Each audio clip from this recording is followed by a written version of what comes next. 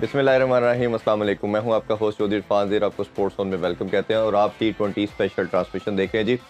World cup के हवाले से बात करें जी, ओबियसली सुपर 8 के मैचेस स्टार्ट हो चुके हैं और एक बड़ा अच्छा मुकाबला देखा गया वेस्ट इंडीज़ और इंग्लैंड का। 180 का टारगेट था और इंग्लैंड ने 2 विकेटों पर ये पूरा कर लिया और बड़ा कामयाबी से उन्होंने सुपर 8 का भी अपना आगाज़ कर लिया। एक और मुकाबला भी होगा जी अभी कुछ ही देर के बाद 7:30 बजे इंडिया वर्सेस अफगानिस्तान के दरमियान, उस पर भी बात करेंगे। पैनलिस्ट ज्वाइन कर चुके हैं, Pakistani former test captain Azhar Ali join कर चुके हैं। अस्सलाम वालेकुम अदर भाई। वालेकुम सलाम। Thank you so much for your time. Azhar भाई आपका भी बहुत शुक्रिया। Thank you. अदर भाई, एक्सपेक्टेड यही था कि इंग्लैंड जब आ गई है सुपर 8 में तो वो वर्ल्ड चैंपियन भी है, डिफेंडिंग चैंपियन भी है और जिस तरह की ब्रांड की क्रिकेट वो खेल रहे थे, खासतौर पर जो अभी रिसेंटली हमारे गेम्स पे वो खेले, वो बता रहे थे कि इतने आसानी से वो कप किसी को देंगे नहीं। बिल्कुल देखिए, डिफेंडिंग चैंपियन भी हैं और वेस्ट इंडीज़ नो डाउट अपनी होम कंडीशन में देखें इंग्लैंड ने आउटस्टैंडिंग चेज़ किया। 180 स्टिल अ गुड टोटल जो कंडीशंस कैरेबियन में हैं, लेकिन अब देखने में आ रहा है कुछ ना कुछ जगहों पे ना पिचेस बेहतर बन रही हैं जिस पे हाई स्कोरिंग टोटल बीच में मिलने, जब भी हाई स्कोरिंग टोटल होगा तो इंग्लैंड बहुत खतरनाक हो जाएगी, इवन वेस्ट इंडीज़ भी बहुत खतरनाक होगी। लेकिन अगेन चेजिंग में डिफरेंट रहता है, जब आप टारगेट सेट कर रहे होते हैं अच्छे विकेट पे तो एट टाइम्स आप 10-15 रन शॉर्ट रह जाते हैं। जो चेज के अंदर अगर आपका मोमेंटम बन गया तो डिफेंड करना फिर ऐसी टीम के against, specially England, even West Indies के अगेंस्ट भी डिफेंड करना बड़ा मुश्किल हो जाता है, क्योंकि एक प्लेयर भी उनका जैसे फिल शॉट शुरू हुआ और फिर रुका ही नहीं। और फिर जॉनी बेस्टो ने भी एंड पे आके आई थिंक आउटस्टैंडिंग इनिंग खेली। उनकी फॉर्म भी वापस आ रही है जो कि बड़ा लम्हा फिक्रिया था इंग्लैंड के लिए, क्योंकि जब पहले मैचेस में उनसे बिल्कुल रन्स नहीं हो रहे थे, और एक तो होता है ना रन्स ना होना और एक होता है कि यार लग ही नहीं रहा था कि जॉनी बेस्टो से स्कोर होगा, नहीं हमारे टाइमिंग बिल्कुल ऑफ थी। हमारे खिलाफ शादाब उनको फॉर्म में ले आए थे। लेकिन ये कि आई फील कि इंग्लैंड ऐसी साइड है कि अगर वो रिदम में आ गई, क्योंकि वो बड़ी कल भी हम ये बात कर रहे थे, एक मुश्किल सिचुएशन से निकल गए हैं वो। एक बहुत बड़ा एक सेटबैक होता अगर वो इस टूर्नामेंट से बाहर हो जाते, जिसमें उनकी इतनी शायद ज़्यादा गलती भी नहीं थी। सिर्फ ऑस्ट्रेलिया से मैच हारे, ऑस्ट्रेलिया से तो कोई भी टीम मैच हार सकती है, वो एक टॉप टीम है वर्ल्ड की। और जो दूसरे मैच उनका स्कॉटलैंड से वो बारिश की नज़र हो गया, और एक मैच और बारिश की नज़र होता तो वो हम उनको जहाज़ पकड़ता हुआ देखते। तो आई फील के वो एक उससे निकले हैं और अब आई फील के वो अपने आप को सही तरीके से एक्सप्रेस करेंगे, और आई फील कि वर्ल्ड कप में टॉप 4 में जाने की सलाहियत भी रखते हैं, बल्कि फाइनल तक जाने की भी सलाहियत रखते हैं। और एक प्रोफेशनल परफॉर्मेंस नज़र आई आदिल रशीद और मोइन अली की भी कंट्रीब्यूशन इसमें, क्योंकि एक टाइम पे अगर इनकी स्पेशली आदिल रशीद के 4 ओवर निकाल दें तो शायद टोटल जो है 200 से प्लस भी शायद चला जाता, लेकिन उनकी बॉलिंग बड़ी पिवटल साबित हुई क्योंकि उन्होंने बहुत इकोनॉमिकल बॉलिंग की। आई थिंक कि ये इंग्लैंड ऐसा ऐसा रिदम पकड़ेगी। अभी थोड़ी फास्ट बॉलिंग जिस तरीके से उनको फायर करना चाहिए उस तरह फायर नहीं कर रही, जैसे मार्क वुड हो गए या जाफर आर्चर हो गए अगेंस्ट स्पेशली गुड साइड, उनको बहुत स्कोर, इकोनॉमी रेट भी उनका हायर साइड पे है। तो आई थिंक कि अगर वो भी फॉर्म में आ जाते हैं, वो भी विकेट्स हासिल करना शुरू करते हैं, तो आई फील कि फिर एक पूरा कॉम्बिनेशन का सेट हो जाएगा। बिल्कुल सर भाई, बड़ी अचीवमेंट होती है किसी भी टीम के लिए कि आप 3-4 साल के स्पैन के अंदर दोनों वर्ल्ड कप जीते, और जिस तरह इन्होंने पहले ओडीआई जीता, फिर T20 हमसे फाइनल जीता। जब हम इंग्लैंड में थे तो ऑब्वियसली मैंने प्रेस कॉन्फ्रेंस में मोइन अली से भी ये बात की और आदिल रशीद से भी बात की कि आपकी टीम ने बड़ा बुरा परफॉर्म किया है 50 ओवर वर्ल्ड कप में, तो आपका मोराल कैसे आपने अप किया अपनी टीम का, और ये दोबारा से उसी तरह की एक स्ट्रॉन्ग साइड नज़र आ रही है। तो उन्होंने कहा ऑब्वियसली हमने बड़ी मुख्तसर सी डिबेट की है अपनी थिंक टैंक के टीम मीटिंग के अंदर कि हर दिन आप नहीं जीत सकते, तो वो एक बुरा इवेंट था, बाकी हम चीज़ें ठीक करते आए, हम उसी पे फोकस करेंगे और कोई लंबी चौड़ी हमने प्लानिंग नहीं की। तो अपनी सक्सेस का जो उनका प्रिंसिपल था उसी को पकड़े रखा और देखेंगे एक टूर्नामेंट के बाद दोबारा वो खड़े हो गए। तो आप ओवरऑल उनकी जो अप्रोच है, जो गेम अवेयरनेस है, उसको कैसे ओवरऑल समराइज करेंगे? जो उनका अप्रोच वो तो वाज़े उन्होंने कर दिया कि ओमान के ख़िलाफ़ ही, ओमान के ख़िलाफ़ वो एक ऐसा मैच था जो उनकी क्वालिफिकेशन के लिए बड़ा क्रूशल था। उससे पहले स्कॉटलैंड वाला मैच वॉश आउट हो गया था और ऑस्ट्रेलिया से वो हार चुके थे, और एक ऐसा सिनेरियो बन रहा था कि जिसमें शायद स्कॉटलैंड के साथ उनका हेड टू हेड जाए नेट रन रेट पे। उन्होंने ओमान को बहुत ही थोड़े रन आउट किया, फिर उसको 3-4 ओवर में चेज़ कर लिया।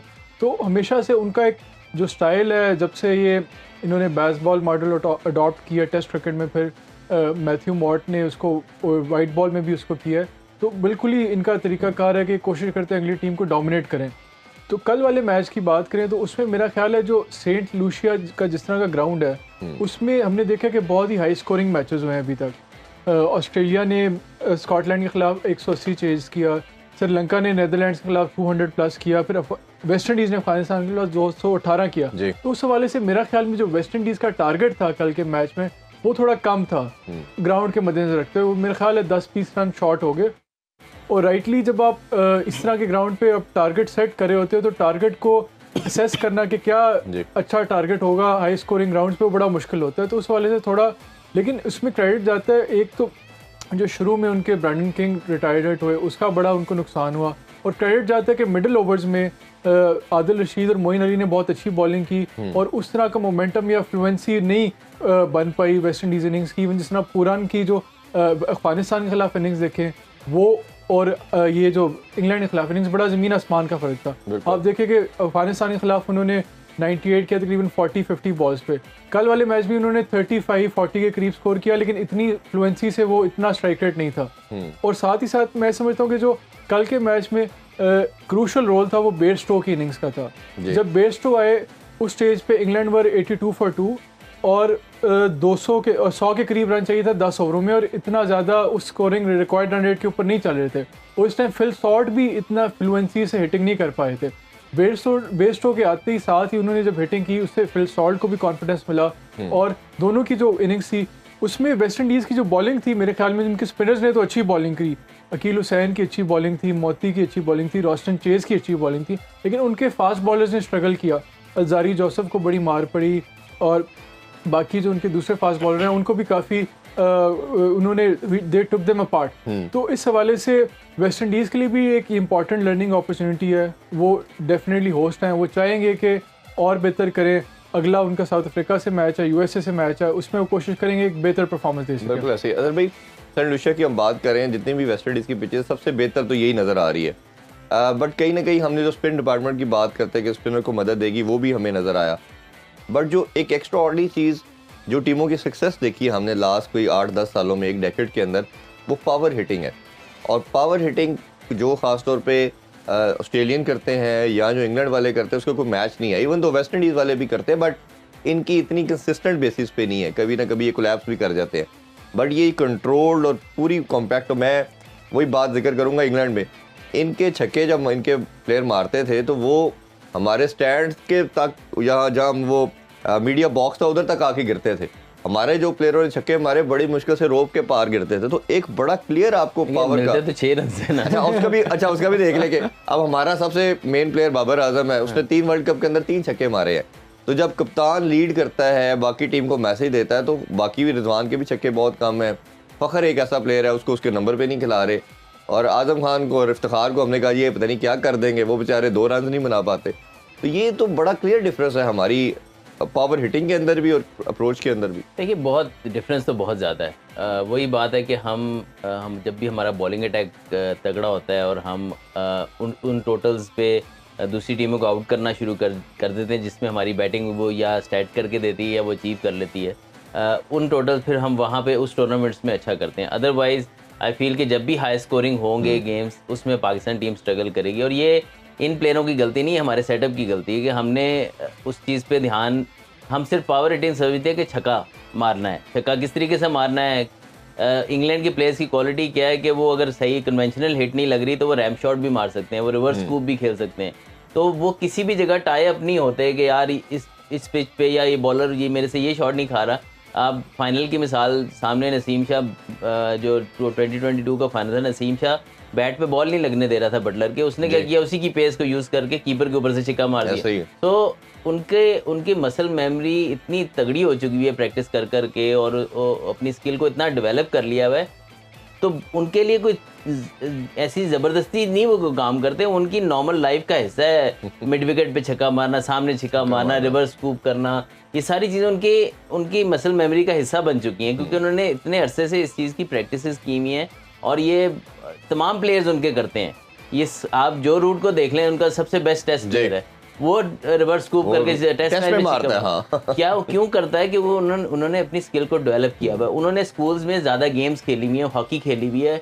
ये जो हॉकी खेलना है, गोल्फ खेलना है, ये बहुत आपको सपोर्ट करता है क्रिकेट के अंदर, क्योंकि आपका रिस्ट वर्क बहुत बेहतर हो जाता है, आपका आई जो है वो बहुत अच्छी हो जाती है। जो सारे स्कूप्स हैं, ये रिवर्स स्वीप्स, अब एवन मॉर्गन मारता था रिवर्स स्वीप, या जितने लोग मारते हैं, ये हॉकी बहुत अच्छा खेलते थे। तो इस वजह से इनकी रिस्ट में जान बहुत ज़्यादा, और बड़ी जल्दी ये अपने आप को स्विच करके दूसरी तरफ हिट मारते हैं। हमारा मसला ये है कि हमारी स्कूल में स्पोर्ट्स नहीं है, तो उसका क्या हुआ कि ना रग्बी है, ना गोल्फ है, ना हमारे पास वो है हॉकी है। तो वो होता क्या है कि हम सिर्फ क्रिकेट तक, क्रिकेट ही तो सही तरह खेले। बात ये नहीं, आप इस चीज को रियलाइज नहीं कर रहे कि कितनी इंपॉर्टेंट है ये। आप एबी डिविलियर्स को देख लें, एबी डिविलियर्स 360 क्यों था? उसने टेनिस भी खेली हुई थी, उसने रग्बी भी खेली हुई थी, उसने वो गोल्फ भी खेलता है। तो ये सारी गेम्स एक्चुअली क्रिकेट में आपको सपोर्ट करती हैं कि आप, मैं ये नहीं कह रहा कि बाबर आजम इस टाइम ये सारी चीज़ें खेलना शुरू कर दे, लेकिन जब तक आप अपने स्कूल्स में स्पोर्ट्स को आम नहीं करेंगे, तब तक आपकी बाकी स्पोर्ट्स में भी आपको फायदा नहीं मिलेगा। वो सारे कुछ स्पोर्ट्स आजकल बच्चों में भी ग्राउंड से खत्म हो गए, मोबाइल पे आ गई हैं, तो वही मैं आपको रीजन बता रहा हूँ कि व्हाई दे आर बेटर। मैं ये नहीं कह रहा कि पाकिस्तान टीम क्रिकेट नहीं खेल पा रही तो हॉकी खिला के उनको कैसे ठीक करें। मैं आपको एक रीजन बता रहा हूँ कि why they are best. You know why Australian switch hit पे छिक्का किसे मार दे? अच्छा चले सारा कुछ, स्कॉटलैंड के प्लेयर क्यों मार रहे हैं? बिल्कुल ठीक है, स्विच हिट पे छिक्के मार रहे हैं ना, क्यों मार रहे हैं? कि उनके उसमें भी हॉकी भी है और सारे स्पोर्ट्स वो खेलते हैं, तो इनको ये क्यों ज्यादा अच्छी करते हैं ये चीजें? स्विच हिटें क्यों अच्छी मारते हैं, रिवर्स को क्यों अच्छे मारते हैं? क्योंकि वो ये वाली गेम्स खेलते हैं, इनको ईजी होता है, ईजियर होता है निस्बतन पाकिस्तानी के इन चीज़ों को मास्टर करना। हमारे प्लेयर भी मारते हैं, लेकिन एक आधा मार के फिर दोबारा उनकी हिम्मत नहीं होती उस तरीके से मारने की, और बहुत कम प्लेयर हैं जो मार पाते हैं। तो इसीलिए आप देख लें कि अगर आप बाबर आजम के कह रहे हैं कि छक्के कम है, तो अगर किसी की स्ट्रेंथ सामने मारना नहीं है तो वो पीछे मैंने इंग्लैंड के कई काउंटी प्लेयर्स को देखा है जिनकी पावर हिटिंग इतनी तगड़ी नहीं है, लेकिन उन्होंने इन चीज़ों को इतना इम्प्रूव किया हुआ है कि उनका स्ट्राइक रेट इस वजह से अच्छा रहता है, और वो कभी बॉलर की पेस यूज़ करके फाइन लेग पे और थर्ड मैन पे छिक्के मार रहे होते हैं। तो इन दी एंड उनके छिक्के आ जाते हैं, अगर उनसे सामने हिट नहीं लग रही तो वो पीछे छिक्के मार देते हैं। तो आई थिंक कि कहीं ना कहीं उनको एडवांटेज इस चीज़ का है। हमें ये है कि हमने अभी तक क्रिकेट के लिए जो हमें क्रिकेट इम्प्रूव करने के लिए अपनी जो चीज़ें करनी चाहिए थी हमने वही नहीं की। तो अभी तो मैं तो बहुत दूर की बात कर रहा हूँ जिसमें हमारी स्पोर्ट्स जो हैं वो स्कूल तक चली जाएं, जो कि पहले होती थी लेकिन अब नहीं है, और उसका हम खमियाजा भुगत रहे हैं और भुगतते रहेंगे। ऑब्वियसली पूरा इंफ्रास्ट्रक्चर और आपका बेसिक जब स्ट्रॉन्ग नहीं होगी तो प्रॉब्लम आएगा। इज़हार भाई, ओडीआई वर्ल्ड कप के अंदर भी एक अजीब स्टैट हमने देखने को मिला कि पाकिस्तान दुनिया की वाइड साइड बनी जिसने पावर प्ले में 1200 बॉल तकरीबन खेलने के बाद छक्का लगाया, और दुनिया 350 सवा 300 आराम से कर रही थी। तो हम बड़ा एहसान करते थे कि जी हमने 250 कर दिए, और रिजल्ट ये हुआ कि हम फिर सेमीफाइनल में क्वालिफाई भी नहीं कर पाए। तो ये पावर हिटिंग बहुत फंडामेंटल अब क्रिकेट का पार्ट है। इससे आप मॉडर्न डे क्रिकेट से जितना भागना चाहें, जो ये मंत्रा बेचना चाहता है कि जी पावर हिटिंग नहीं चाहिए, हमें टेक्निकली साउंड होना है, वो मेरा ख्याल है एक पार्ट तो चले कुछ कह सकते हैं, बट 70-80% गेम आपकी शिफ्ट हो चुकी है। और अब जैसे ही अच्छी कंडीशन में आप आए हैं, आप देख रहे हैं रन्स भी होना शुरू हो गए, और वही टीम सर्वाइव करेगी जिसके पास पावर हिटिंग है। अब हमने कैप्टन की बात की, उसके पूरे 3 वर्ल्ड कप में 3 छक्के, रिजवान के मेरा ख्याल है कुछ 5-6 हैं। तो ये इतने कम अगर छक्के आप लगाएंगे, आपने बेस्ट बैटर आपके बहुत कम है, बाकी तो हम बात ही नहीं करते ना, इफ्तिखार की करें या उससे पहले 4-5 खुशदिल शाह वगैरह थे, तो उनके तो और ही कम आपको मिलेंगे क्योंकि उन्होंने कंसिस्टेंट रन ही नहीं किए। तो ये किस तरह पाकिस्तान इंप्रूव कर सकता है? देखिए, पावर हिटिंग इंपॉर्टेंट है, इसमें तो कोई शक नहीं, लेकिन टेक्निकली साउंड होना भी इक्वली इंपॉर्टेंट है। आप देखें जो बड़े खिलाड़ी हैं पूरी दुनिया में, चाहे रोहित शर्मा ले लें या बाकी भी टीम्स के आप देख लें, बड़े बड़े अच्छे बैट्समैन हैं, वो अगर पावर हिटिंग करते हैं, तो बटलर देख लें, तो टेक्निकली भी कोई इतने उनके बहुत ज़्यादा कोई फ्लॉज नहीं है। तो और साथ ही साथ पावर हिटिंग में जो मेरे ख्याल में जो नज़र आता है हमारे खिलाड़ियों में, अगर हम पावर हिटिंग करते भी हैं तो हमारे पास 2-3 ऐसी शॉट्स होती हैं जिसमें हम बहुत ज़्यादा रिलाई कर रहे होते हैं।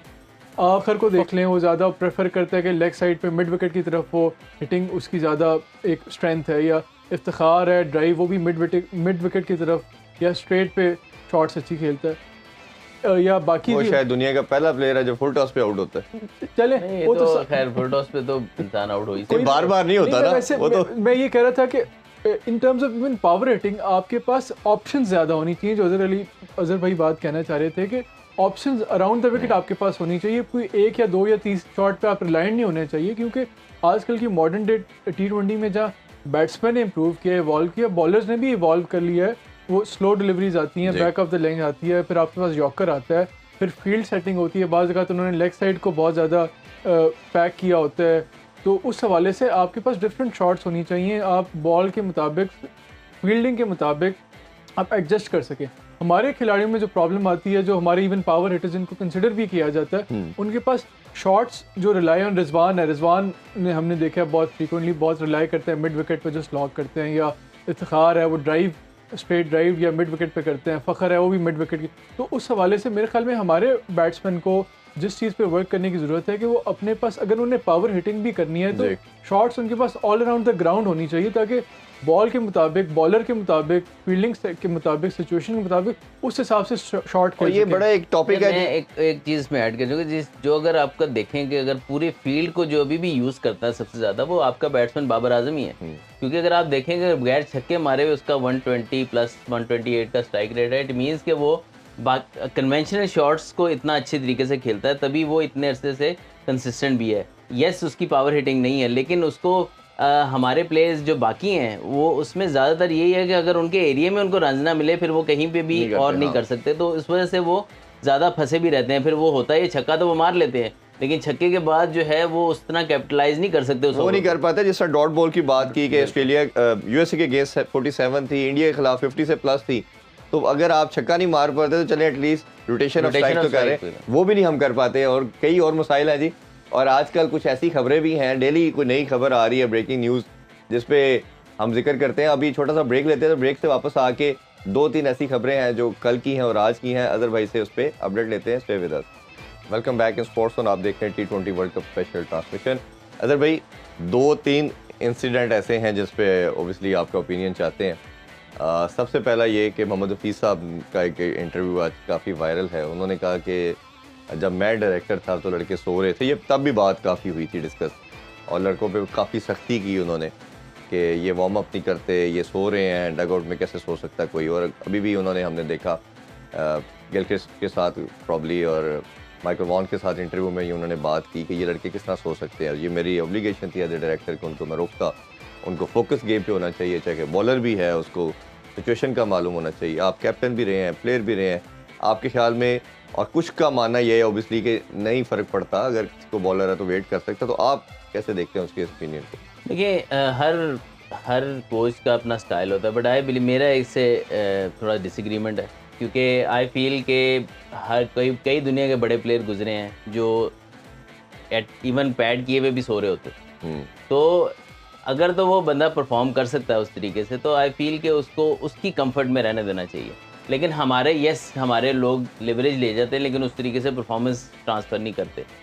तो आई फील कि डिपेंड करता है कि वो 4-5 लड़के कौन से थे। हाँ, वो ऊपर के 3-4-5 नंबर के बैट्समैन थे या वो बॉलर थे। मैं हमेशा इस फेवर में हूँ, अगर बॉलर ने बॉलिंग की भी है एक दिन पहले तो वो उनको आप फ्री छोड़ दो। मैं तो इस फेवर में एज ए कैप्टन भी कहता था, अगर मेरे बॉलर ने लंबी बॉलिंग की भी है, जाए सो जाए आराम से, हम बैटिंग कर रहे हैं, उस टाइम तक वो सो सकता है जब तक उसकी बैटिंग करीब ना आ जाए। अदर देन दैट, थोड़ा आई फील कि हम बहुत सारी चीज़ें ऐसी करते हैं कि जो नेसेसरी नहीं है। इवन के वार्म अप मुझे समझ नहीं आती, अगर हमारी बैटिंग चल रही है और एक दिन पहले हमने बॉलिंग की हुई है और 11 नंबर 10 नंबर 11 नंबर के जो बैटर्स हैं उन्होंने क्यों वार्म अप करना है? वो जस्ट टीम टॉक करें और वो जाएं अपना रिलैक्स करें। हमने वो जो रखा हुआ ना कि वार्म अप लाजमी है, ये है वो है, वो अब 4 बजे 5 बजे जाके उसकी बैटिंग आनी है, वो 10 बजे तैयार होकर बैठ जाएगा, फिर उसने जिसम उसका ठंडा हो जाएगा और फिर 4 बजे उसको दोबारा फिर स्ट्रेच करना पड़ेगा। तो आई फील के एट टाइम्स ना हम काफ़ी चीज़ें ऐसे करते हैं और वार्म अप लंबे वार्म अप कराते हैं। कई कोचेस बहुत ज़्यादा कि जी फील्डिंग लंबी एक मैच से पहले 15 मिनट पहले आप कितने के अच्छे फील्डर बन जाएंगे, कितने के अच्छे बैटर बन जाएंगे। आपने सुबह अपने आप को सिर्फ तैयार करना है मैच के लिए, जो आपने सुबह जॉब करनी है उसके लिए आपने आपको तैयार करना है। आप ट्रेनिंग सेशन नहीं कर रहे, वो आपने कुछ कैचेस पकड़ने हैं, कुछ नॉकिंग अगर करनी है तो 5-7 मिनट की करनी है कि आपके पाँव चलना शुरू हो जाएं। इसी तरह आपने बॉलिंग करनी है कि आपका बाजू खुल जाए, आपके जिस्म खुल जाए और आपके रिदम आ जाए। लेकिन ये नहीं कर सकते कि आपने अगर बॉलिंग करनी है या बैटिंग करनी है तो आप सारी एनर्जी वार्म अप में लगा दें। तो आई थिंक कि कुछ चीज़ें बहुत ज़्यादा ओवर जिस पे एम्फेसाइज कर दिया जाता है कि जी पता नहीं सो नहीं सकते ड्रेसिंग रूम में। मैंने काउंटी क्रिकेट खेली है, इंग्लैंड ड्रेसिंग रूम में के सारे किस्से सुने हुए हैं मैंने। दे डोंट केयर कि प्लेयर क्या कर रहा है ड्रेसिंग रूम में, रिलैक्स हो रहा है नहीं हो रहा, क्या कर रहा है, उसका अपना जो उसको कंफर्टेबल है वो करे।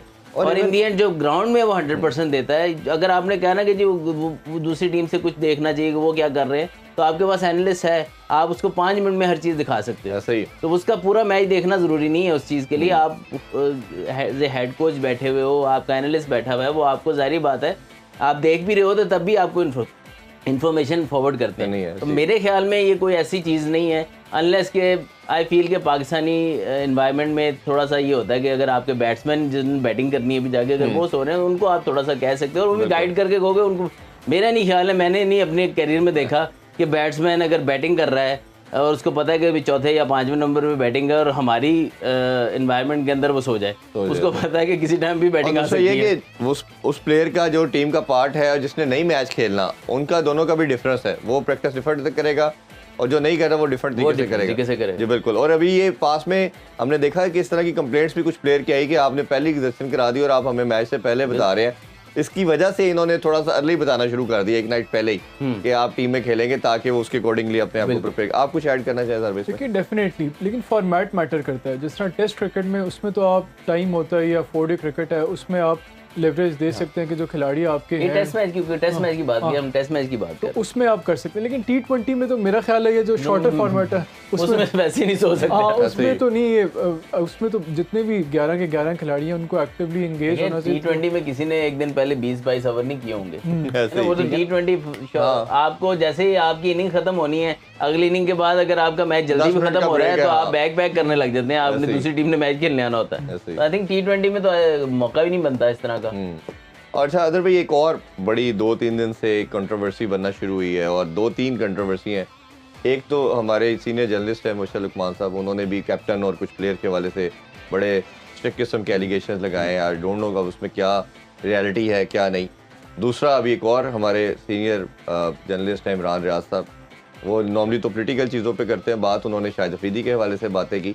बातों को मैं रिपीट नहीं करना चाहता, आई एम श्योर आपने भी सुनी है, मैंने भी सुनी है। तो आप इन दोनों के ऊपर, अच्छा आप जीतते हैं तो कोई बात नहीं करता, जब आप हारते हैं तो सारी बातें सामने आना शुरू हो जाती है, और सारे बात कुछ पता नहीं ठीक भी होती कुछ नहीं भी होती, व्हाटसोएवर ये सारी चीज़ें डिस्कस होती हैं।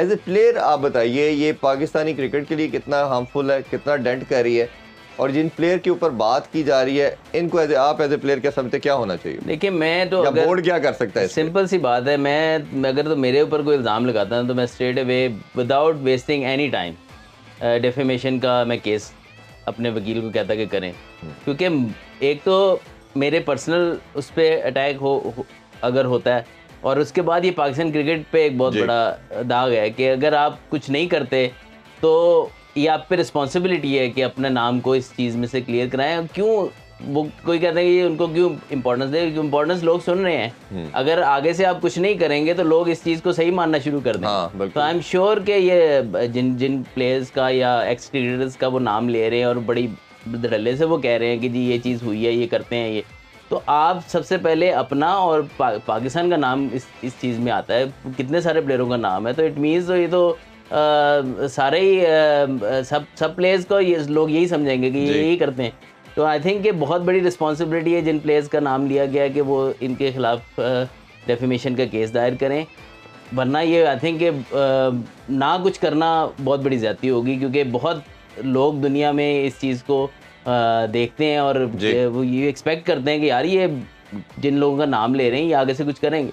बिल्कुल ऐसे ही, और पूरी दुनिया में अगर हम देखें तो कोई ऐसा कहीं भी प्रूफ के बगैर कोई बात नहीं करता। पाकिस्तान में सब कुछ अब सोशल मीडिया के तो कैसे जाने दे सकते हैं। मैं तो मैं आपको कह रहा हूँ कि मैं तो 1 मिनट नहीं लगाता, जो भी नेक्स्ट टाइम होता है जितना टाइम उसको केस दायर करने में लगना है ना उतना टाइम होना था, और उसके बाद वो दायर हो जाना था। अनलेस कि वो छुट्टी वुट्टी का केस होता, टाइम होता तो वो अलग बात है, लेकिन मेरा नहीं ख्याल है घंटे 1.5-2 घंटे से ज़्यादा इस चीज़ में लगने चाहिए। और मैं वही बात कर रहा हूँ कि ये वन स्पोर्ट नेशन हम रह गए हैं, और एक इतना आसान है कोई बात कर दे, और जिस पे बात की जा रही है जैसे अजहर भाई ने बिल्कुल ठीक कहा, उसको डेफिनेटली कोर्ट में जाना चाहिए। जो भी है हमारा एक प्लेटफॉर्म अवेलेबल है, फोरम मौजूद है, उधर जाके आप उसके कह जी आपने बात की है, इसको प्रूव करे। अगर नहीं तो पूरी नेशन से माफी मांगनी चाहिए। बिल्कुल पूरी नेशन से माफी मांगनी चाहिए कि अगर इसमें कोई रियलिटी नहीं है, अगर है तो प्रूव करे ताकि पूरी दुनिया को पता चले कौन कल्प्रिट है। आपका क्या टेक है इस पे? देखिए डेफिनेटली, अगर तो असल अनफॉर्चुनेटली जब जिस तरह कहते हैं ना कि success has many fathers while failure is an ऑफर, जब एक फेलियर इज़ एन ऑर्फन, जब बुरा टाइम गुजरा हो तो फिर इस तरह की स्पेकुलेशंस भी होती हैं। एज अ प्लेयर्स इन पर रिस्पॉन्सिबिलिटी बनती है कि अगर तो इसमें कोई सदाकत है फिर तो डेफिनेटली जो भी एक्शन बनता है लेना चाहिए, लेकिन अगर कोई झूठ है, बेबुनियाद है, स्पेकुलेशन है, उस हवाले से जो भी लीगल कोर्स है वो लेना चाहिए खिलाड़ियों को। बिल्कुल। अच्छा अदर भाई, अब थोड़ा सा बात करें तो अब मैच अभी खेला जाएगा इंडिया का और अफगानिस्तान का। ऑब्वियसली हम देख रहे हैं कि इंडिया बड़ी स्ट्रॉन्ग साइड है और जैसा स्ट्राइक रेट के ऊपर बात हो रही थी तो स्ट्राइक रेट 147 का है शुभमन गिल का, और ओडीआई में नंबर 1 रैंक प्लेयर है, और हर बंदा कहता था विराट कोहली को रिप्लेस करने की तरफ जा रहा है, उसको नहीं रखा इन्होंने, रिंकू सिंह को नहीं रखा जिसका 160 के अबव है। तो इतने बड़े नामों को इंडिया छोड़ के अपनी टीम बनाई, मतलब वो देवर सो मच कॉन्फिडेंट। दूसरी तरफ अफगानिस्तान, हम एसोसिएट साइड नहीं कह सकते, टेस्ट प्लेइंग नेशन है, अब इवॉल्व हो रहा है। एक तो मुकाबले को कैसे देखते हैं, और क्या ये बैगेज इनके माइंड में इंडिया के होगा कि अभी तक के मैच में ना रोहित शर्मा चल रहा है ना कोहली चल रहा है? अच्छा देखिए, एक चीज़ तो मैं, जैसे आपने काफ़ी लड़कों के नाम लिए, कुछ लोगों से इंडिया में बात भी हुई, वो भी ये कह रहे थे कि कुछ ना कुछ फेवरेटिज्म उधर भी होता है। रिंकू सिंह किस तरह टीम में नहीं है या और प्लेयर्स ऐसे नहीं है, डुबे कैसे टीम में आए हैं, हाँ। वो भी उन्होंने देखें, मैं इंडियन क्रिकेट का एक्सपर्ट नहीं हूँ, लेकिन ये इंडियन लोग हैं जो बात कर रहे हैं, उधर के जर्नलिस्ट हैं या उधर के जो स्पोर्ट्स को बहुत फॉलो करते हैं वो लोग हैं, वो ये समझते हैं कि कहीं ना कहीं फेवरेटिज्म कुछ part of the Indian cities या जो भी स्टेट्स से उनका ताल्लुक होता है, तो उनको ज़्यादा प्रेफरेंस मिल जाती है, और जो कि इस वर्ल्ड कप में भी उनको नज़र आ रही है। तो आई थिंक एट टाइम्स आपको थोड़े से सरप्राइज डिसीजंस लगते हैं इनके, लेकिन इंडिया की टीम बहुत तगड़ी है, और अफ़गानिस्तान एज ऑलवेज डेंजरस है। बड़ा ज़बरदस्त मैच, मैं तो समझता हूँ बड़ा अच्छा मैच होगा।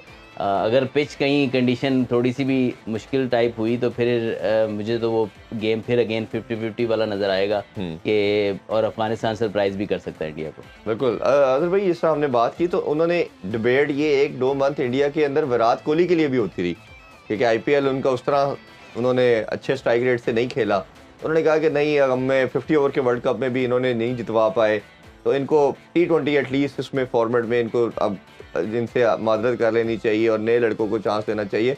बट वो इतना बड़ा प्लेयर है, उसकी हिस्ट्री में इतनी ज़्यादा मैच विनिंग इनिंग है, तो ओबियसली वो उसके साथ आए। बट उनके माइंड में कहीं ना कहीं होगा कि कोहली भी रन नहीं कर रहा, रोहित शर्मा उनका सबसे मेन की प्लेयर है वाइट बॉल में, वो भी रन नहीं कर पा रहे। तो क्या आपको लगता है कि ऐसी पिचेस में स्पिनर फंसा पाएंगे इनको? नहीं, जो अफ़गानिस्तान का रिकॉर्ड है इंडिया के ख़िलाफ़, वो तो बहुत ही कोई इतना अच्छा रिकॉर्ड नहीं है। अभी तक आपस में इन्होंने 13 मैचेस खेले हैं अक्रॉस ऑल फॉर्मेट्स, और सारे के सारे इंडिया जीता है। और इवन T20 जितने भी हैं वो भी सारे 8 T20 गालबन हुए हैं, वो भी आप इंडिया ही जीता है। और मेरा नहीं ख्याल कि अफ़गानिस्तान कोई इंडिया को ज़्यादा थ्रेट देगा। अफ़गानिस्तान जो इंडिया के पास है एडवांटेज है, उनके पास लेफ्ट हैंडर्स काफ़ी ज़्यादा है। आपने देखा कि राशिद खान को पिछले मैच में बहुत ईजीली वेस्ट इंडीज़ ने टारगेट किया, उनके लेफ्ट हैंडर्स ने, जो मेन स्ट्रेंथ है। और अगर आप पेस बॉलिंग भी देखें तो जो इंडिया के बैट्समैन है वो बड़ा इजीली, मेरा ख्याल है जो इनके पेस बॉलर्स हैं, स्पिनर को सबसे अच्छा खेलते हैं, स्पिनर को भी खेलते हैं, फास्ट बॉलर्स को भी अच्छा खेलते हैं, और हर तरह का उन्हें एडवांटेज है। और बैलेंस साइड भी इंडिया की सबसे बैलेंस साइड है। आप उनके फास्ट बॉलर्स देख लें, जसप्रीत बुमराह बहुत अच्छी बॉलिंग कर रहे हैं, सिराज अच्छी बॉलिंग कर रहे हैं, अर्शदीप सिंह है उनके पास, या अक्षर पटेल है, या जडेजा है। एक शायद वो चेंज करें, क्योंकि ये सिंस ये वेस्ट इंडीज़ में है तो अब वो कुलदीप यादव को लेके आए 3 पेस की बजाय, क्योंकि हार्दिक पांड्या भी पेस बॉलिंग करते हैं, तो शायद इन तीनों का जो पेस ट्राया हुआ है, अर्शदीप का, हरदीप का, सिराज का और बुमराह का, इसमें से किसी एक को ड्रॉप करके शायद कुलदीप यादव को लेके आए, क्योंकि स्पिनिंग वेस्ट इंडीज़ फ्रेंडली होती है। तो अदरवाइज़ आई थिंक जो अफ़गानिस्तान का मिडिल ऑर्डर है, अगर ओपनिंग में इंडिया इनके थोड़ा चैलेंज कर ले टॉप ऑर्डर को, फिर मिडिल ऑर्डर उनका ससेप्टेबल है, और वैसे भी अफगानिस्तान इस टाइम लो ऑन कॉन्फिडेंस है। तो मेरा ख्याल में इंडिया बासानी अफगानिस्तान को आज हरा देगा। चलें, ये तो अभी कुछ ही देर में मैच होगा, फिर देखते हैं। और मेरा ख्याल है टॉस भी बड़ा वाइटल रोल प्ले करेगा, और चेस करने वाली टीम ओबियसली मेरा ख्याल है कहीं ना कहीं लगता है इन पिचेस पे ज़्यादा सक्सेसफुल हो सकती है। अभी जी आप दोनों का बहुत शुक्रिया, आपसे इजाज़त चाहेंगे। रात 11 बजे आपसे दोबारा मुलाकात होगी। अपना बहुत ख्याल रखिए। अल्लाह हाफिज़। पाकिस्तान जिंदाबाद।